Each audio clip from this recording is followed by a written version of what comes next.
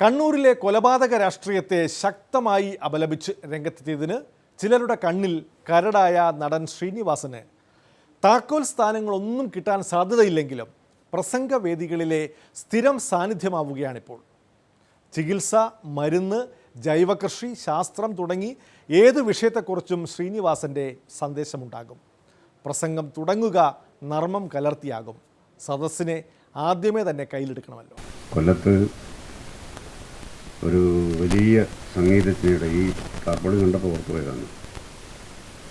ഒരു തമിഴ് സംഗീത കച്ചേരി നടത്താൻ വേണ്ടി വലിയൊരു ഗായിക ഓപ്പൺ എയറിലാണ് സ്റ്റേഡിയം, കൊല്ലത്തെ സ്റ്റേഡിയം, വലിയ സ്റ്റേഡിയം. അവിടെ ജനങ്ങൾ തിങ്ങി നിറഞ്ഞു നിൽക്കുകയാണ്. അങ്ങനെ പരിപാടി തുടങ്ങുന്നതിൻ്റെ കുറച്ച് നിമിഷം മുമ്പ് ചെറുതായിട്ട് മഴ ചാറാൻ തുടങ്ങി സ്റ്റേഡിയത്തിൽ. അപ്പോൾ അവർ തമിഴ് ഗായികയാണ്. അവരുടെ അടുത്ത് സംഘാടകർ തമിഴിൽ ചെന്ന് പറഞ്ഞു, അമ്മ മഴ വരപ്പോത് എന്നെ പെണ്ണുവേ. അപ്പോൾ അവർ ചുറ്റും നോക്കി.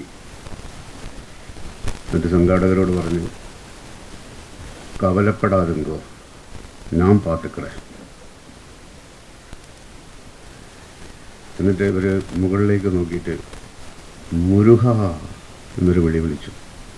അപ്പം തുടങ്ങി മഴ 4 ദിവസം കഴിഞ്ഞിട്ടാണ് നിന്നത്.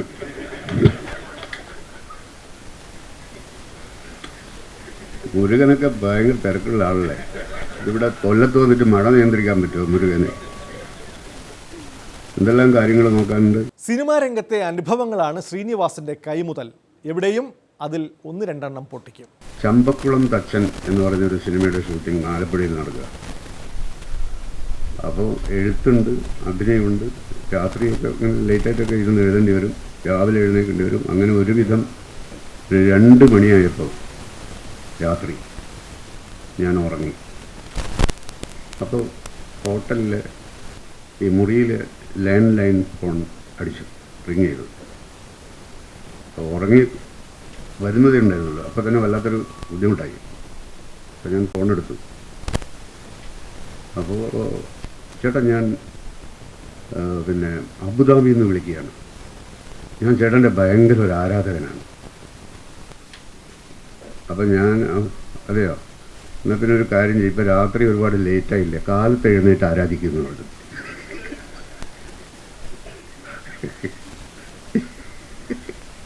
അപ്പം ഇവിടെ വന്ന ഉടനെ തന്നെ പറഞ്ഞു, ഇതൊക്കെ നിങ്ങളുടെ ആരാധികമാരാണ്. അത് പറഞ്ഞപ്പോഴാണ് ഞാനത് ഓർമ്മിച്ചു പോയത്.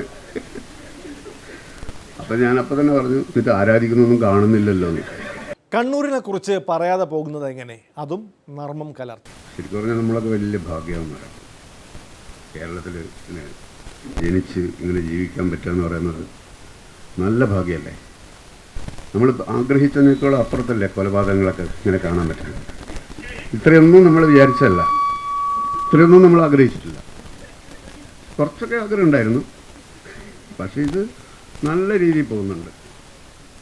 ഇത് വളർന്ന് പന്തലിക്കണം എന്നാണ് ശരിക്കും പറഞ്ഞാൽ നമ്മൾ ആഗ്രഹിക്കുന്നത്.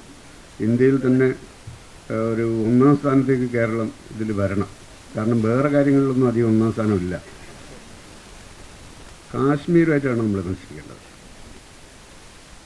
പക്ഷെ അവിടെ തോക്കും വെടിയും ഇതൊക്കെ ഉണ്ട്. പക്ഷെ നമുക്കത് കിട്ടിയിട്ടില്ല. അതും കൂടി ഉണ്ടായാൽ നല്ല ട്രഡീഷണൽ സാധനം, അതും കൂടി ഉണ്ടായാൽ നമുക്കത് സുഖമായിട്ട് എല്ലാം കണ്ട് രസിക്കായിരുന്നു.